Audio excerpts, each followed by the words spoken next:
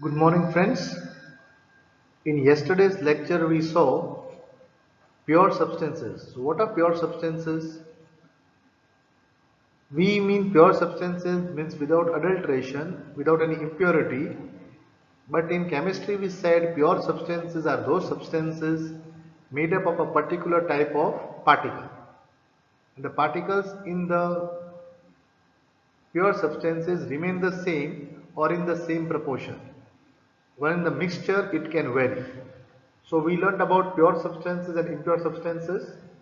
Elements and compounds are pure substances while mixtures are impure substances. In the mixtures we learned about homogeneous mixture and heterogeneous mixture, and we also learned a special type of mixture called a solution.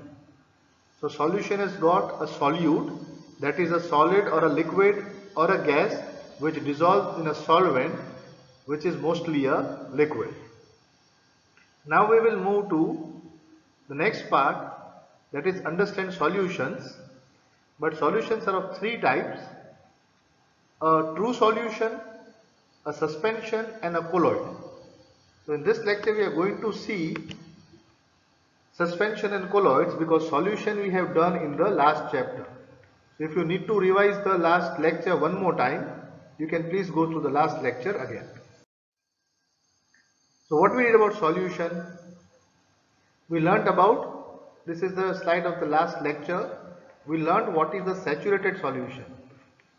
So when you dissolve a solute in a solvent, there comes a time that no further solute can be dissolved in the solvent. Then such a solution is called a saturated solution. And the amount of solute present in the saturated solution at the temperature is called the solubility. So when is a solution said to be unsaturated? When the amount of solute is less than the saturation level. So the properties of the solution depend upon both the nature of the solute and the nature of the solvent, and also the proportion of dissolved solute.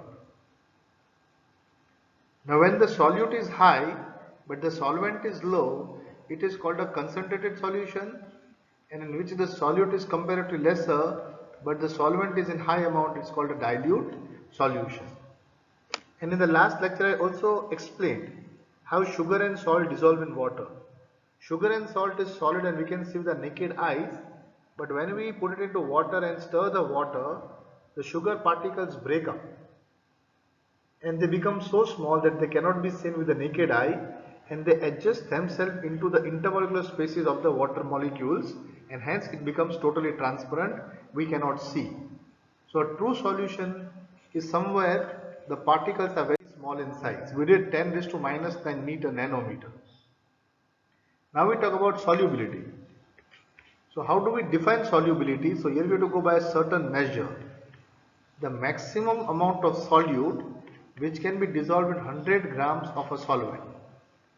So for example, if you want to check the solubility of sugar in water, you have to take 100 grams water.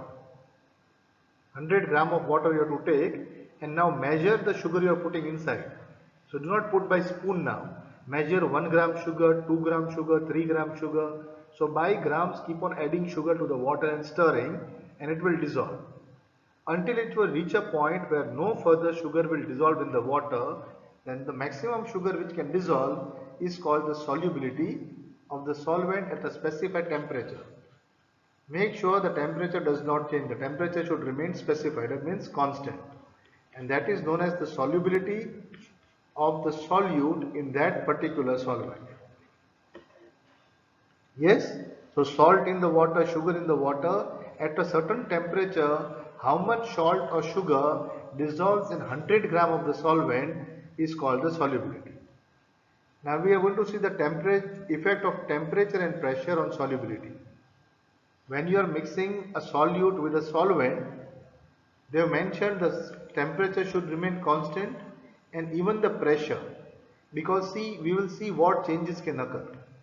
Now, when solids are dissolved in liquids, for example, I told you sugar and water or salt and water, then the solubility increases on increasing the temperature and decreases on decreasing the temperature. Remember, So when we talk of solids and liquids, when we are dissolving a solid in a liquid, say sugar in water or sugar in milk or salt in water, here what we can see the effect of temperature. As you increase the temperature, the solubility increase. Why? Very simple.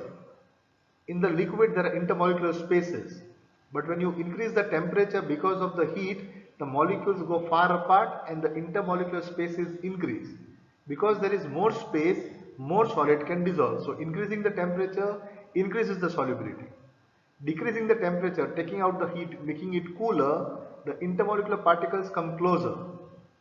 So intermolecular spaces become lesser and less solid can dissolve inside. So when we are talking of solids in liquids, increase in temperature increases solubility, decrease in temperature decreases the solubility. Okay? And in solids and liquids, it remains unaffected by the pressure. Pressure brings no change of solids in liquid. Means if you are putting sugar inside the water and stirring it, even if you apply pressure, there will be no change at all. So in solids and liquids, the temperature, with increase in temperature, solubility increases, decrease in temperature, solubility decreases, no effect of pressure. Now we go to gases and liquids. So when you are putting gas into the liquid, on decreasing, it decreases on increasing the temperature. So gases have got more intercellular spaces than the liquid, but gases force inside the liquid with high pressure. But when you increase the temperature, it becomes hot. So if you have seen the cold drinks that we drink, the Thumbs Up, the Coca-Cola and all the cold drinks that we drink are usually kept in a freezer or in a cooler. Why? Because the gas is dissolved inside. When you take the bottle out and open it, you will see bubbles coming out. But if you open a soda bottle which is quite hot, very warm, then the bubbles will come out very fast, because increasing the solubility will decrease on increasing the temperature, but will increase on decreasing the temperature. Means if you make the soda cooler, then you can push more gas inside. And what about the pressure? The solubility, you can put more gas in the liquid on increasing the pressure. It increases on increasing the pressure and decreases on decreasing the pressure. So temperature and pressure both have effect on gases in liquid. Temperature is the effect of solid in liquid, but temperature has no effect pressure has no effect on solids in liquids. So if you go to the roadside soda person, they have got a machine which they press and the gas is pushed inside the water to make a soda. So this is how soda is actually made. High pressure carbon dioxide is dissolved in the liquid. That is done by a soda machine. So here we have talked about solubility, how much solute can dissolve in the solvent. Now the mathematical part, the concentration of a solution. Now I told you what is the meaning of concentration. You have a solution, okay? When you put solute inside, if the amount of solute is more, the concentration is high. Amount of solute is less, the concentration is lower. So concentration is the amount of solute by the amount of solution, or sometimes also amount of solute upon the amount of solvent. For example, if you have got a 100 gram solution, 100 gram solution which you got 40 grams sugar and 60 grams water, then the concentration is 40%. If you have got 100 gram solution in which 20% is sugar and 80% is water, then the concentration is less. Means when the amount of solute is more, concentration is more. When the amount of solute is less, concentration is less. So how it is defined? The concentration of a solution is the amount of solute present in a given amount of solution, or the amount in a given volume of solvent. We can have both the formula, they interchange according to the use.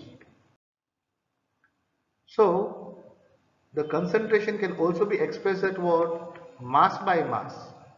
Mass by mass means mass of the solute upon mass of the solution, or mass by volume means mass of the solute upon volume of the solution. So these both are two things. Remember, mass by mass means mass of solute upon mass of solution into 100. Mass by volume means mass of solute upon volume of solution into 100. Why into 100? Because we are expressing in percentage. Because we are expressing in percentage, we have to multiply by 100. So now let us see a numerical to understand the percentage calculation. A solution contains 40 gram of common salt in 320 gram of water. So you can see here how much is the solute? 40 gram. Solute is 40 gram. How much is the solvent? 320 gram. Now here when you dissolve the salt in water, then the total solution becomes 40 gram plus 320 gram is 360 gram. But concentration means we have to only calculate the solute in the solution. So if you see, and what they have asked, mass by mass. Remember the question, they have asked mass by mass, means mass of the solute upon mass of the solution. It is not mass by volume. We are given both. So mass percentage of solution is mass of solute upon mass of solution into 100. Mass of solute is 40 gram. Mass of solution is 360 gram. So if you do the cutting and the calculation, you will get 11.1% concentration. So if you see this salt solution, it is 11.1% concentration. If you had added more salt, the concentration would have increased. Now why studying the concentration is very important? Because in certain chemical reactions like making of Na, sodium, separating sodium and chloride from the liquid, the concentration is very important. So in terms of chemistry, this is very important. When you go to the labs to do experiment, when you are mixing one substance with another, you always measure the concentration of the solution we are mixing. You will see in the future chapters when we do acids bases, then we see the concentration of the acid. When the concentration at high, we call it a strong acid. When the concentration is low, we call it a weak acid. In the same way, a strong base, a weak base. So in the laboratory, when experiments are done, always a note is kept of the concentration of the solution. Because how much product will be produced depends upon the concentration of the solution. So here is a method shown to us how to find the concentration of a solution. Okay. Now for example, I talked about the acid. So we have got sulfuric acid. Now what does sulfuric acid tell us? When it is dilute, say for example in 1000 gram of water, when you put only 1 gram of hydrochloric acid, sulfuric acid, then it is very dilute. And in the laboratory, everything is marked. If you go to the laboratory, you will read the bottles. Dilute hydrochloric acid, dilute sulfuric acid, dilute nitric acid. They are kept in the rack. And you got concentrated sulfuric acid, concentrated hydrochloric acid, concentrated nitric acid. It is not kept outside. In dark bottles, it is kept somewhere near the windows, but in a corner. Because they are concentrated, they are more corrosive. So concentration of the solution is kept in mind, very important during chemical reactions. When chemical reactions are studied, concentration is kept in check.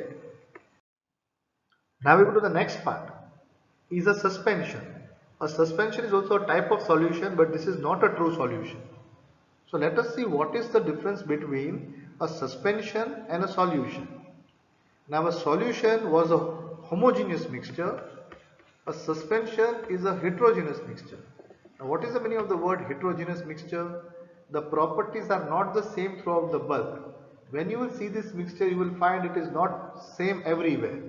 On the top it may be less dilute, in the bottom it will be more dilute, or the reverse. In the top it is more dilute and the bottom it is less dilute. So this solution is not the same everywhere. So it's a heterogeneous mixture. So solution which is totally homogeneous is a true solution. A suspension is which in the solute particles do not dissolve but remain suspended. Like sugar I told you. Okay. Now let us take an example. Take a glass of, take 2 glasses of water. Okay, clean glass. Take 2 glasses of water. You will see they both are transparent, right? Now in one glass you put a spoon of sugar, in other glass you put a spoon of sand, Stir them both very nicely. You will see the sugar dissolves and the water is still transparent. This is the true solution because all the sugar has dissolved in the water.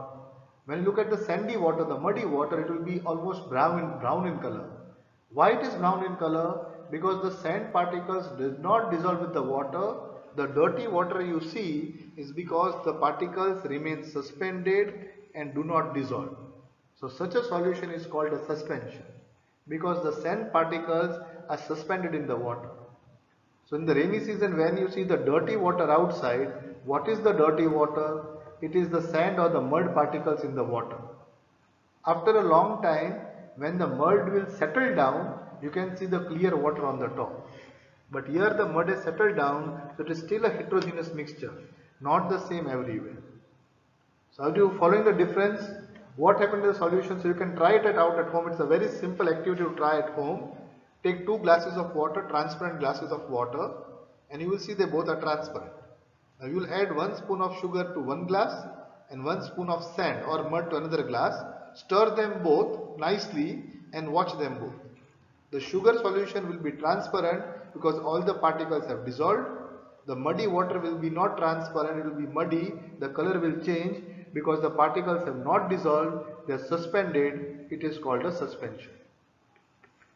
So suspension, what is a suspension?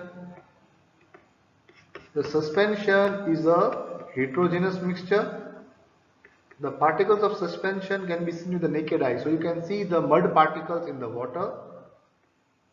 The particles of suspension scatter a beam of light. Now try throwing torchlight or some light on the sand and the light will be scattered, goes in all direction and makes the path visible. If you pass the laser light, if you have got a laser light, if you pass it through the water glass, then you will not see in the water, you will not see any laser light. But through the muddy glass, if you pass, you will be able to see the path of light. So it makes the path of light visible. Now, in the suspension, like I told you again, the solid particles settle down. Means muddy water, if you keep for some time, then it will settle down and the suspension is left undisturbed. When you leave it undisturbed for some time, the solid particles will settle down. So suspension is unstable. Means when you stir it, it will mix, and when you allow it to settle down, it will settle down. How can you separate this two?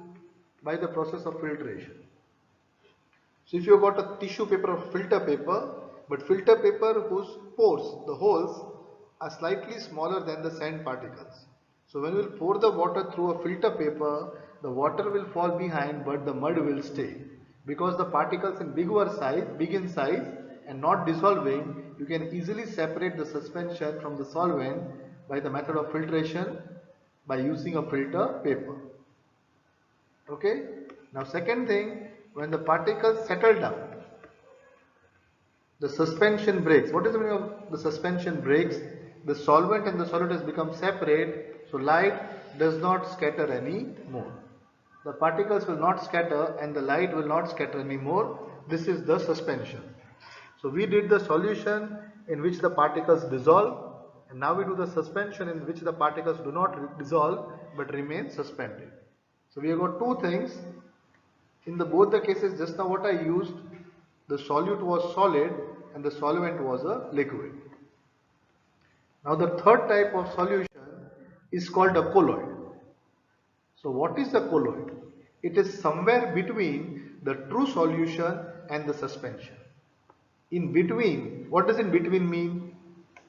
A solution is homogeneous, a suspension is heterogeneous.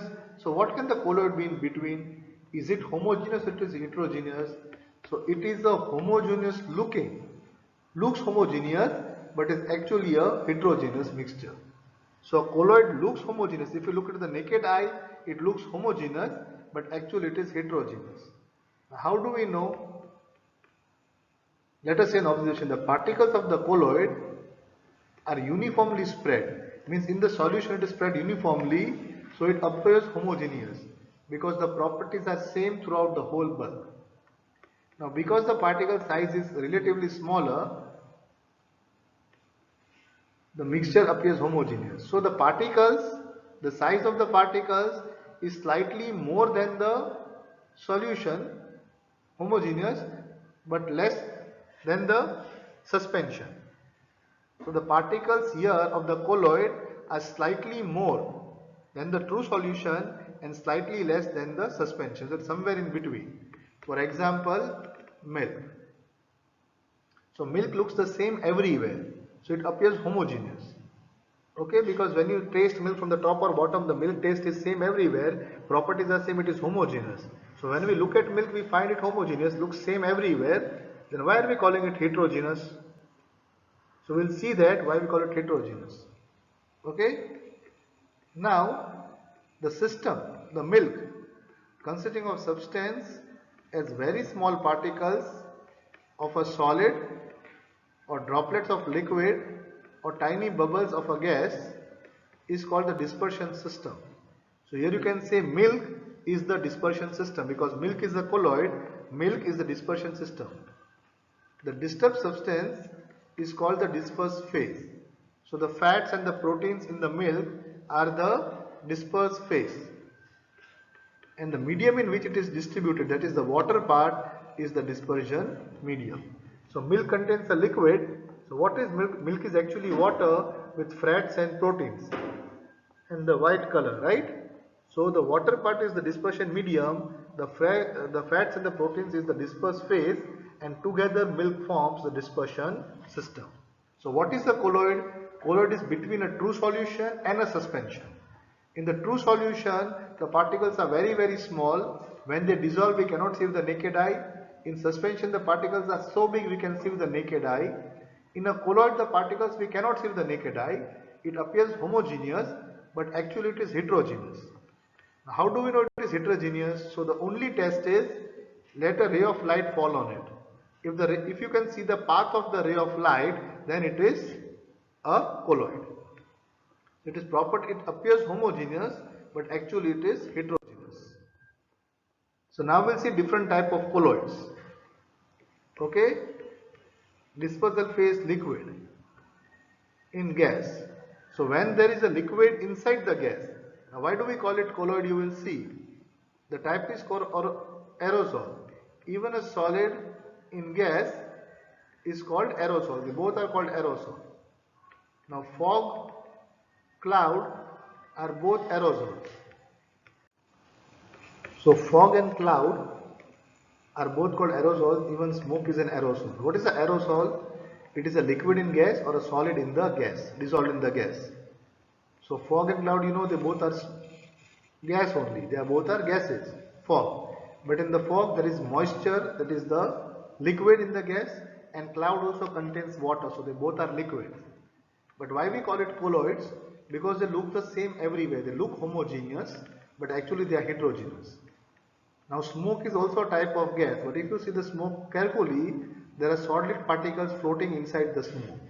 Now smoke looks the same everywhere, appears homogeneous, but actually it is heterogeneous. Now gas inside a liquid. The gas inside a liquid is called foam, and the example of foam is shaving cream. So the shaving cream is actually looks like a liquid, but a very soft liquid with gases inside. Then a liquid inside a liquid is called an emulsion. Liquid inside a liquid is called emulsion. For example, milk, face cream, emulsion paint. Paint is also emulsion, means it's a liquid inside a liquid. When the liquids are mixed together, it is called a emulsion. The solid inside a liquid. Now you see here we have got solid inside a liquid. Solid inside the liquid means if the solid dissolves in the liquid, then it is a solution. But if it doesn't dissolve fully, it is called sol. The short name is sol. For example, mud and digene. Okay, muddy water it is. Then gas inside the solid is again called foam. So that you can see the soap foam, the rubber, the sponge. They are all solids, but there are gas particles inside the solid, so they can stretch and contract. Liquid inside a solid is called a gel. Liquid inside a solid is called gel. For example, jelly, cheese. They are solid, but actually with liquids inside. Okay, and again we can say they appear homogeneous, same everywhere throughout, but actually it is heterogeneous. And solid inside a solid is called solid sol. So colored gemstones, glass, that is the colored glass, are all called solid sol. It is solid in a solid. So these are the example of colloids. So colloids is different from a solution and a suspension. It appears homogeneous, but it is heterogeneous. One is missing here is gas in gas. But gas in gas is only a mixture, it is not a colloid. Now we'll see one special effect of colloid, one special property of colloid, that is the Tyndall effect. This is very special only for the colloids. Now what is the Tyndall effect? Tyndall effect can be defined as the scattering of a beam of light by colloidal particles in a colloidal solution. Okay, so you can see here this A is a solution. Light is going through it. You can see the light is coming out from the other side. Light is coming out from the other side, but you cannot see the path of light. Can you see the path of light here? No, you cannot see the light. The path of light is not visible. The light is passing through it without showing any path. So this is a solution. While the B is a colloid. What does the colloid mean? Here see the path of light. How the light is traveling has become visible. Now if the light is put off, it will appear purely blue like a homogeneous solution, but when the light passes it appears heterogeneous, so this is a colloid. So one very small effect of this colloid is a beam of sunlight in a dark room. When a beam of sunlight comes in a dark room through a small hole, you can see the particles of dust or smoke inside the air. So this is air is also a colloid, you can say, but air is actually a mixture. Okay, air is a mixture, a suspension, but then you can see the colloid effect. How? Just now if you see the air around you, it appears homogeneous, same everywhere. But when a beam of light passes through it, then the particles can be seen. So if you go into a dark room from where one small ray of light, sunlight is coming in, you will see the dust and smoke particles in the air. Also in a dense forest. What is the dense forest of canopy?